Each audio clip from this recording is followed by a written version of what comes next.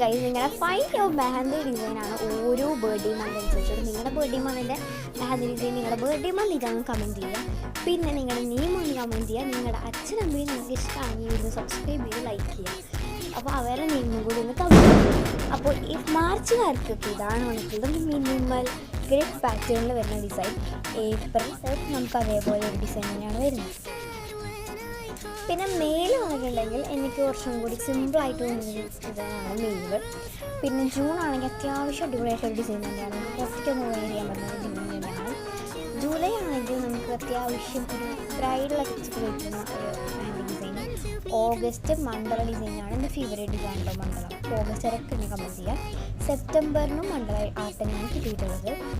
അടുത്ത തന്നെയായിട്ട് നവംബറാണ്. നവംബറിന് കിട്ടിയിട്ടുള്ളത് അടിപൊളി ഡിസൈനാണ്. നവംബർക്കാരൊക്കെ ഉണ്ടെങ്കിൽ നമ്മൾ ഭാഗ്യവാന്മാർ, അവർ അവർക്കും കമൻറ്റ് ചെയ്യാം. പിന്നെ ഡിസംബറായിട്ട് ഒരു താജ്മഹൽ